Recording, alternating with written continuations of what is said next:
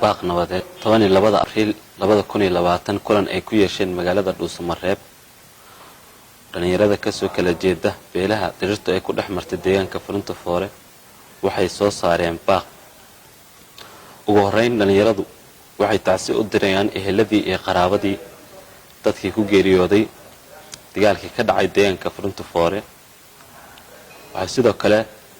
Allah subhanahu wa ta'ala u weydiinayaan dadkii ku dhaawacmay in uu caafimaad taam ah siiyo dhalinyarada ka soo jeeda degmooyinka Cadaado iyo Cabudwaaq waxay ku baaqayaan in si bilaa shuruud ah loo joojiyo colaadda waxayna codsanayaan in khilaafka iyo tabashooyinka lagu xalliyo wada hadal dhalinyaradu waxay nasiib darro ku tilmaameen dagaalka iyo colaadda halkaas ka ankan waxayna qarsan yihiin in dadka halka wada dagan yihiin dad oo wadaag ah walaalo ah xidid iyo xigaalo ah wiilka Soomaaliyeed ee halkaas ku dhintaana uu yahay kugu dhimay kaana dhimay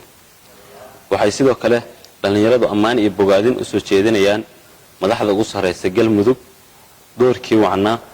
oo ay ka qaateen kala qaadistii maleeshiyaadka iyo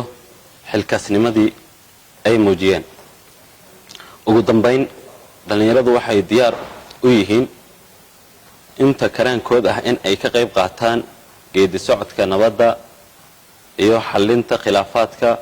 beelaha walaalaha ah dhaxyal dhamaad magacay waa Hodan Arab Cigaal gudoomiyaha dhalinyarada gobolka Galgaduud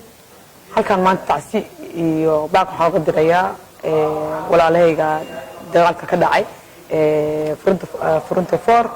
halkan waxa tacsiyan uga dirayaa dadkii ehliyadana ahaa oo labadeena garab ahaa ee halka ku baaba'ay khasaarada iyo meedka iyo dhaawaca badan ay ka soo gaartay hadii aanu ahay gudoomiyaha dhalinyarada gobolka Galgaduud halkan waxa wada ka tacsiyen weyn waxa leeyahay waan ka xunahay wixii dhacay intii dhimatana Allah u naxariisto inta noolna Allah u boogadhayo waxa leeyahay ehliyada ka dhimatay samri iimaan Allah naga siiyo dhamaantiin way naga wada baxeen waa jiirkeeni waa wiilasheeni waa aabayaasheen waa ehelkeeni waxa leenahay waan ka xunahay jirkeena gubanaya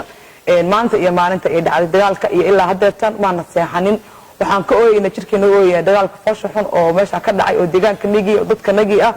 waxa leenahay tacsiin u direynaa samri iimaan Allah naga siiyo magacaygu waa Sakriya Caweer dhalinyarada ka soo jeeda magaalada Cadaado waxa halkan rabaa inaad baaq xoogan u diro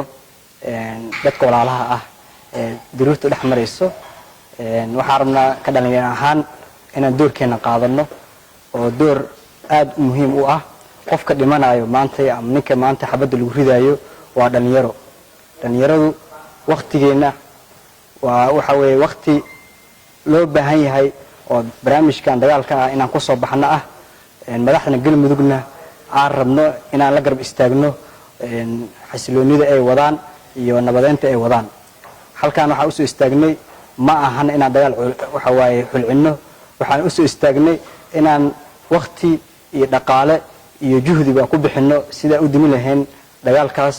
foolxumada badan dadka walaalaheen ah isku diray sheedaanka aan dhaxgalno aan dhex istaagno marka codkeena ayaan ku biirinaynaa waa mahadsantihiin magacaygu waa Deeq Cabdi Xalane kamid ah dhalinyarada ka soo jeeda deegaanka Cabudwaaq runtii sidii dhalinyarada ugu horeysay ay halkaan uga hadleen waxaan baaq u dirayaa dadka walaalaha ah ee ku dagaalamay Furunta Foore in dagaalkaas sidii loo dhexgeli lahaa iyo sidii loo joojin lahaa iyo sidii loo kala qoojin lahaa laga shaqeeyo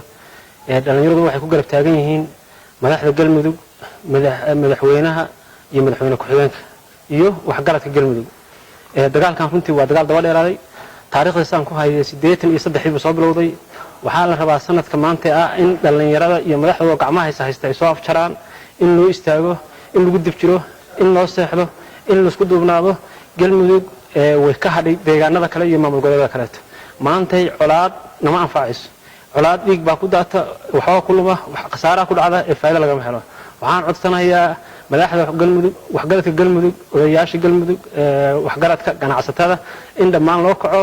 83 xabadii bilaabatay in la soo afjaro sanadka maanta ayaa codsanayaa waa dhalinyarada Galmudug ilaahigii yani maxaa leeyahay nabadan iyo caafimaadkan ugu abiristay horta mahad leh waxaan aad uga xumahay colaadda reer galmudug muddo 20 sano ka badan haysato